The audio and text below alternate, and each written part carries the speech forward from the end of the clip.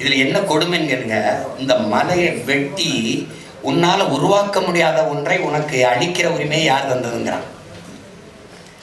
நீ எந்த அதிகாரத்தை கொண்டு உங்கள் ஜெபத்தால், உங்கள் தவத்தால், உங்கள் தொழுகையால், உங்கள் அழுகையால் நீங்க எதன் பொருட்டு மலையாரங்களை மணலையாரங்களை உருவாக்க முடியாது. ஆனா உங்களால் உருவாக்க முடியாத ஒன்றை அழிக்கிற உரிமை யார் தந்ததுன்னு இயேசு மாஸ்டர் கேட்கிறான். இங்க என்ன பண்ற, நீ மலையை வெட்டி விற்கிறத அங்கீகரிச்சு செய்ய சொல்ற. அந்த திருடனுக்கு ஒரு சமூக மறை குவாரி ஓனர், மணல் குவாரி ஓனர், ஒரு சமூக மரியாதை வந்துருது. மணலை திருடி கொழுக்கிறான், யானை தந்தம் ஒடிக்கிறான், புலிதோலை உரிக்கிறான், மான மயில மரத்தை கடத்தி, மான மயில மரத்தை கடத்தி காட்டை அழிக்கிறான். காடுன்றது ஒரு நாட்டின் நிலப்பரப்புல 1/3 காடு இருக்கணும். நீரின்றி அமையாத உலகு போல காடின்றி அமையாத நீர், அதையும் புரிஞ்சுக்கணும். காடு இல்லை, காடு இல்லைன்னா நாடு இல்லை. இது ரெண்டு நல்லா விளக்கணும் என் பிள்ளைகள். காட்டை அழிக்கிறான், அடுப்பறிக்க விறகுடுக்கும் அப்புராணி மக்களைத்தான் குண்டாசில் உள்ளதள்ளி நொறுக்க பார்க்குறான். அதான் முக்கியம்.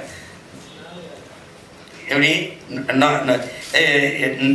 நொக்க பரவுறான்னு அடிச்சு நொறுக்குறாங்கிறாரு. இந்த அடுப்பறிக்க போறது பாருங்க. இப்ப நான் கூட அந்த மேய்ச்சல் நிலத்துக்கு போன பாருங்க, ஆடு மாடை மேய்க்க போறது எங்க ஐயாவோட பாராட்டு. ஆடு மாடு அந்த மலையடி வரத்துல மேய்க்க போறதுனால காட்டுக்குள்ள இருக்கிற சிங்கம், புலி, கரடி, இருடி இந்த மாடுகள்லாம் பயந்துருதான், அது பாதிக்கப்பட்டிருதான். ஆனா இந்த குவாரிக்கு பல டன், 100 டன், 1000 டன் இடத்துல வெடிமருந்துகள் வச்சு தகர்க்கிறான்ல, அப்ப அந்த விலங்குகள்லாம் பாதுகாப்பா இருக்குதான். இந்த என்னோட ஆடு மாடும் போய் மேய்கிறதுல அது பாதிக்கப்பட்டிருதான். எப்படிப்பட்ட அறிஞர்கள் மேதைகள் கையில நாடு சிக்கிக்கிருச்சுன்னு பாரு, எப்படி இருக்கு பாரு. இந்த ஆடு மாடு எங்கிருந்து வந்தது? அங்கிருந்தா நமக்கு வந்தது. காட்டு விலங்கை வீட்டு விலங்காய்க்கு மாற்றி வளர்க்குறோம். அவன் காட்டுல அவனை நுழைய விடக்கூடாதுன்றாங்க. அதை என்ன சொல்றாரு? மலையை பொழந்து முழுங்குறான், மணலை திருடி கொழுக்கிறான், யானை தந்தம் ஒடிக்கிறான், புளியத்தோட உரிக்கிறான், மானமயில மரத்தை கடத்தி காட்டு அழிக்கிறான், அடுப்பறிக்க விறகுடுக்க அப்பாவி அப்புராணி மக்களைத்தான் குண்டாசில உள்ளதள்ளி நொக்க பரவுறான். சுள்ளி பொறுக்கிறதுக்கு அடுப்பத்தைக்கு சுள்ளி பொறுக்கிற வந்தவன காட்டுக்குள்ள வழக்க போட்டு உள்ளதள்ளி விட்டுறான். இங்க விசித்திரமான சட்டங்கள்லாம். குடிக்க போகும்போது நீங்க கார் ஓட்டிட்டு போகலாம், குடிச்சிட்டு கார் ஓட்டக்கூடாது. எப்படி இருக்கு? ஒரு சட்டங்கள்லாம் புதுசு புதுசா இருக்கும். ஒன்னும் செஞ்சுக்க முடியாது. நீங்க வயக்காட்டுல தாரை ஊத்துறான், விளைநிலங்களை எல்லாம் வீட்டு மனைகளாக்குறது, விளைநிலங்களுக்குள்ளே விரைந்து செல்ல சாலை நடுவீட்ட ரோடா மாத்திரான், 8 வழி 10 வழி ஆக்குறான். இங்கதான் ஐயா பின்னாடி சொல்றாருன்னு சொல்றேன் பாருங்க, 8 வழி 10 வழி ஆக்குறான். இந்த 8 வழிச்சாலை 10 வழிச்சாலை போடுவதெல்லாம் என் அன்பு மக்கள், 4 வழிச்சாலையெல்லாம் நமக்கென்று நினைத்தீர்கள் நான் ஒன்றும் செய்ய முடியாது. உங்களுக்கு ஒன்றும் செய்ய முடியாது. அது பெரும் முதலாளிகள் இங்கே உற்பத்தி செய்கிற பொருட்களை விரைந்து எடுத்து செல்றது. உங்களுக்கு சாகர் மாலான்னு ஒரு திட்டம் இந்தியாவில் இருக்கு. அது பீம்ஸ்டெக்னு உலக திட்டம். உங்களுக்கு தெரியும், அது கடல் மாலை அப்படின்னு நம்ம சொல்றோம். இதுல என்னன்னா, உள்நாட்டு வெளிநாட்டு பெரும் முதலாளிகள் உற்பத்தி செய்கிற பொருளை விரைந்து எடுத்து செல்லணும். அதுக்கு விண்வெளி போக்குவரத்து, தொடர்வண்டி போக்குவரத்து, இந்த வானூர்தி போக்குவரத்து, இந்த தொடர்வண்டி போக்குவரத்து, இது சாலை போக்குவரத்து, இது எல்லாத்தையும் கொண்டு போய் கப்பல் போக்குவரத்துல இணைக்கணும். அதுதான் சாகர் மாலா. அதுக்கு தான் ஏற்கனவே நம்மகிட்ட 2 துறைமுகம் தாத்தா காமராஜ் பேர்லையும் நம்ம பாட்டனார் வாபுசி பேர்லையும் இருக்கிற துறைமுகத்தை தாண்டி காட்டுப்பள்ளியில் 6116 ஏக்கர் அதானி கட்ட போறது இதுக்காக தான். இது என்னன்னா, அந்த முதலாளிகள் விரைந்து இப்ப ஃபோர்டு அவனும் ஒரு கொரிய கம்பெனி, ஃபோர்டுன்னு ஒரு இது கொண்டாயின்னு ஒரு கம்பெனி வச்சிருக்கான். இவனுக்கு இந்த தமிழ்நாட்டு இளைஞர்களுக்கு வேலை கொடுக்கணும், இந்திய நாட்டு இளைஞருக்கு வேலை கொடுக்கணும். கொரிய முதலாளிக்கு எந்த கோயிலில் வேண்டுதல்? இங்க ஏன் வரணும்? மனித உழைப்பு மலிவா கிடைக்குது. நிலத்தடி நீர் வேணாலும் புரிஞ்சுக்கலாம். ஏன்னா 1 டன் கார் தயாரிக்க 4 லட்சம் லிட்டர் தண்ணீர் தேவைப்படுது. மின்சாரம் தடையேற்று கொடுக்குறான். 1 மணி நேரம் அல்லது அரை மணி நேரம் மின் தடை ஏற்பட்டு உற்பத்தி பாதிக்கப்பட்டா மத்திய மாநில அரசுகள் அதை ஈடுகட்டிடும் புரிந்துணர்வு ஒப்பந்தம் இருக்கு, இழப்பீட்டு தர்றேன்னு. அப்ப இந்த பொருளை விரைந்து எடுத்து செல்ல 4 வழி சாலை போட்டு தரான், 8 வழி சாலை போட்டு தரான். ஏன்? எவன் நிலம் எப்படி போனான்னு, எவன் கடை எப்படி போனான்னு, எவன். அப்ப இதுக்காக தான் இங்க வரான். இந்த முதலாளிகளுக்கான அடிப்படை கட்டமைப்பை, இன்ஃப்ராஸ்ட்ரக்சரை மக்களுக்கானதாக கட்டமைக்கிறது நம்ம நாடு. நீ மக்களுக்கான போட்ட சாலையில, மக்கள் காசுல போட்ட சாலையில எதுக்கு 100 கிலோமீட்டருக்கு 50 ரூபா கப்பா வச்சு வைக்கிற? எதுக்கு? இதுக்கு யார்த்த பதில் இருக்கு? நீங்க 5 மணிக்கு மேல இந்த சாலையில போய் பாருங்க, எத்தனை மூடு உந்துகள் பாறை உந்துகள் போகுதுன்னு. எல்லாமே இந்த முதலாளிகள் தயாரிச்ச கார்கள் தான். திறந்து பாருங்க, காரா இருக்கு. இந்த ஹோண்டாய் நிறுவனம் தயாரிச்சு அது கப்பலுக்கு போகுது வேகமா. அதான் சரி 8 வழி 10 வழி ஆக்குறான். ஒரு நாட்டுல இருந்து இன்னொரு நாட்டுக்கு இடையில பயணிச்சு போறது கூட 8 வழிச்சாலை கிடையாது. இங்க 8 வழிச்சாலை அமைக்கணும்னு அதை போராடி நிறுத்தி வச்சிருக்கோம். இந்த 4 வழிச்சாலை போட்டாங்க. சரி, தேவை வேற, பேராசை வேற, பெருந்தேவை வேற. இது தேவையில்லை, பேராசை. தேவை சரி 4 வழி. ஏற்கனவே விண்ணூர்தி நிலையத்துக்கு மீனம்பாக்கத்தில் 1800 ஏக்கர் கொடுத்துருக்காங்க. யார் கொடுத்தது? மக்கள் தேவைப்படுத்தி கொடுத்தாங்க. 4 வழிச்சாலை நிலம் கொடுத்தது யாரு? மக்கள். ஏன் தேவைப்படுத்தி கொடுத்தான்? கடை இழந்தான், நிலத்தை இழந்தான், வீட்டை இழந்தான், கொடுத்தான். இப்போ அதுக்கு மேலே 8 வழிச்சாலை எதுக்கு போடுற? 8 வழிச்சாலை யாருக்கு போடுற? விரைந்து சென்னைக்கு போயிடலாம்.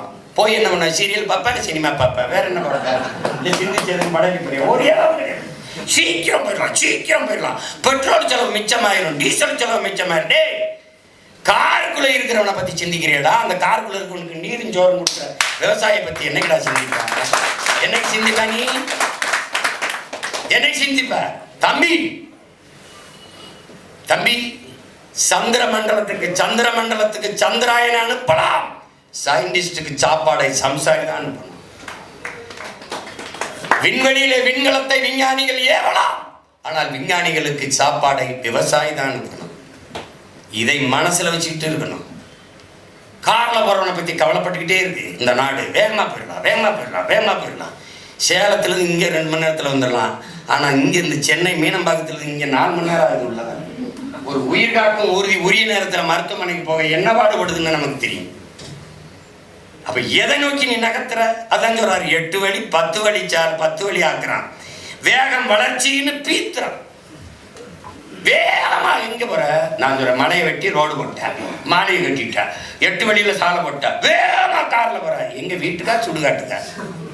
மலையை வெட்டினா மழை எது? மழை இல்லைன்னா நீர் எது? நீர் இல்லைன்னா சோறு எது? சோறு இல்லைன்னா வயிறு எது? வயிறு இல்லைன்னா உயிர் எது? வாழ்க்கை எது? பைத்தியமே.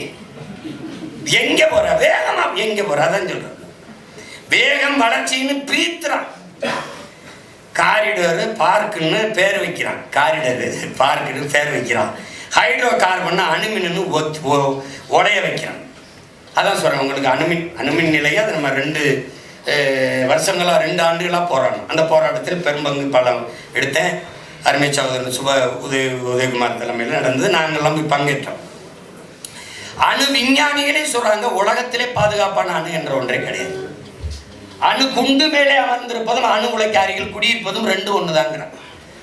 இவன் சொல்லி கற்பிக்கிறது அணு உலை இல்லாத மின் உற்பத்தியில் எப்படி தண்ணீரை அடைவாய்? நம்ம எழுப்புற கேள்வி, அணு உலை கண்டுபிடிக்கப்பட்டது மின் உற்பத்திக்காகவா, இல்லை மின்சாரம் கண்டுபிடிக்கப்பட்டது அணு உலையாலையா? இது 2ல எதுக்கு பதில் இருக்கு? இல்ல, மின்பெருக்கத்துக்கு வழியே இல்லை, இருக்கு. சூழியலுக்கு எந்த கேடும் இல்லாத காற்றாலை, கடல் அலை, இந்த சூரிய ஒளி, சூழியலுக்கு எந்த கேடும் கிடையாது. எவ்வளவு வேணாலும் பிரச்சனை. நீ என்கிட்ட 5 வருஷம் கொடு. தேவைப்படாத அணு உலை, தேவைப்படாத மீத்தேன் கிணறுகள் மொத்தமா மாத்தி கட்டிடுவோம். ஒரு காற்று, நீர், நிலம் நஞ்சாகாது, ஒண்ணு நஞ்சாகாது. ஏன்னா நஞ்சு இல்லாத உணவு அதுவே என் கனவுங்கிறாரு எங்களுடைய அப்பா நம்மாழ்வார். அந்த கனவை நோக்கிய பிள்ளைகள். நான் உங்ககிட்ட சொல்றேன், இந்த கால்கள் வழி நடத்தி நான் நடக்கல. என் கால்கள் போன வழியில என் கனவு வழி நடத்தி போகுது. கனவின் வழி நடக்க. உலகத்திலே மாறுதலை செஞ்சவனை என் உடன் பிறந்தார்களே, தன் மனச்சான்று வழி நடத்தியபடி நடந்தவன் தான் உலகம் புறா மாறுதலை செஞ்சிருக்கான். என் மனச்சான்று சொல்லுது எவனோடும் சேரான். அதனால சேரல. ஐயா சொல்லுங்க, தன்னன் தம்பின்னு சேரணும்னு இருந்தா என் தம்பியோட தான் சேர்ந்துருக்கணும். மற்றபடி இங்க இருக்கிற எந்த ஆற்றலோடும் நம்ம சேர முடியாது. இந்த நம்ம சேர்ற அளவுக்கு இந்த ஆற்றல் இருந்தா நான் ஏன் தனியா கட்சி வைக்கணும்? அந்த வீடே நல்ல வேணா அங்கேயே குடி இருக்கலாமே. அது சரியில்லைன்னு தனியா வீடு கட்டிக்கணும். என்னங்க அது பாருங்க, இப்ப கார்பன், அணுமின், கார்பன், ஹைட்ரோ கார்பன். இப்போ உங்களுக்கு நீங்க தஞ்சாவூர்காரங்களா இருந்தா தெரியும், தஞ்சை நன்றாக விளைந்தால் தமிழ்நாட்டில் பஞ்சம் இல்லை. தமிழ்நாடு நன்றாக விளைந்தால் இந்திய துணைக்கண்டத்தில் பஞ்சம் இல்லை, பசி இல்லை. சோழ நாடு சோறு உடைத்து சொல்ல வைத்தவன் நம்ம கரிகால் பாட்டன் பெருவளவன். உங்களுக்கு எத்தனையோ மன்னர்களுக்கு இருக்குது, ஆனால் பெருவளத்தான்னு பட்டா அவனுக்கு தான் இருந்துச்சு. ஏன்னா ஓடுற நீரை தடுத்தி பாசனத்திற்கு பயன்படுத்தி வேளாண்மை செஞ்சிடும் அப்படின்னு 1800 ஆண்டுக்கு முன்னாடி உலகத்தில் அறிவியல் தொழில்நுட்பம் வளராத காலத்தில் நிறுவியவன் அவன் தான். அவன் அணைக்கட்டணை தடுப்பணகன்னா அவன் எப்படி கட்டி வந்த பானா மாதிரி அந்த மாதிரி ஒரு விஞ்ஞானி உலகத்தில் இன்னும் பிறக்க முடியாது. அப்போ அவன் பேருங்க நம்ம பேசுறேன்னா எப்படி அந்த தஞ்சாவூர்ல முப்போகம் விளையிற என் நஞ்சை நிலத்தில தண்ணி உப்பு கைக்குது. இந்த என் தம்பி இருக்கான் தஞ்சாவூர், தண்ணி குடிக்க முடியாது. இங்க பாருங்க 100க்கு 90 பேருக்கு சிறுநீரக கோளாறு இருக்குது. என் தம்பி குடும்பத்துல 2 அண்டைங்க இறந்துட்டாங்க சிறுநீர் பாதிப்புல. ரத்த சுத்திகரிப்பு நடத்திக்கிட்டு இருக்குது ஒவ்வொரு வீட்லையும். தஞ்சை நிலத்திலேயே தண்ணி உப்பாயிருச்சு. காரணம் என்ன? மீத்தேன். மீத்தேன் எடுக்கிறதுக்கு இதுக்கு என்னங்க சம்பந்தம்? என்ன பண்றான்னா, நீங்க பார்க்கும்போது இந்த ஒரு குழா தெரியும், ஒரு அடிமரம் தெரியுது, கீழே எத்தனை சல்லி வேற உங்களுக்கு தெரியாது. அது மாதிரி இந்த அடிமரம் தெரியுது, கீழே ஆயிரக்கணக்கான குழாய்களை உள்ள போட்டு தண்ணி. இந்த காற்றுங்கிறது என்ன? எரிகாற்று. பல ஆயிரம் ஆண்டுகளுக்கு முன்னாடி பூமியிலே மக்கி மண்ணோடு மண்ணா போயிருக்கிற மரம் செடி கொடிகள் அழுத்தத்தாலும் வெப்பத்தாலும் கரியாயிருது. இதான் நிலக்கரி. இந்த கரியாயிரு, இந்த கரிக்கு இடையில வெடிப்பு இருக்கு. இந்த வெடிப்புக்குள்ள ஒரு காற்று இருக்கு. இந்த காற்று தான் மீத்தேன், ஈத்தேன், பயோகேஸ். இந்த நீங்க சிலிண்டர்ல நிரப்புறீங்களா இது. இந்த காற்றை எடுக்கணும்னா இந்த பூமிக்குள்ள இருக்கிற தண்ணீரை எடுக்கணும். எடுத்தா தான் இந்த காற்றை உறிஞ்ச முடியும். இந்த தண்ணீரை எடுத்து எடுத்து வெளியில ஊத்திக்கிட்டே இருக்கும்போது 1000 அடிக்கு கீழே குழாய போடும்போது கடல் நீர் மட்டத்துக்கு குழா பண்ண கடல் நீர் உள்ள வந்துருது.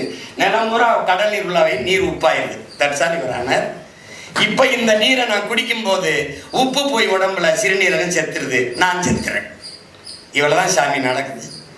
இது இப்ப இந்த நிலைமை நான் தஞ்சாவூர் இதை சரி பண்ண முடியுமா? சரி பண்ண முடியும். என்ன பண்ணும்? தூக்கி போடாடே, ஓய்ஞ்சி சேர்த்து தூக்கி போடாடே, போடா மீத்தேன் நான் எடுக்கிறேன். என் ஆடு மாட்டு கழிவு, மக்கிய இலதலை கழிவு, மனித கலந்து எவ்வளவு வேண்டுமானாலும் மீத்தேன் எடுத்துக்கொள்ள முடியும் என்கிற வாய்ப்பு இருக்கும்போது எதுக்கு என் தாயின் ஈரப்படையா இருக்கணும்? இதை எதுக்கு அவளுடைய சிறுநீரகத்தா இருக்கணும்? அறுத்துட்டான், அதனால ஏன் சிறுநீரகம் பாதிக்கப்படுது.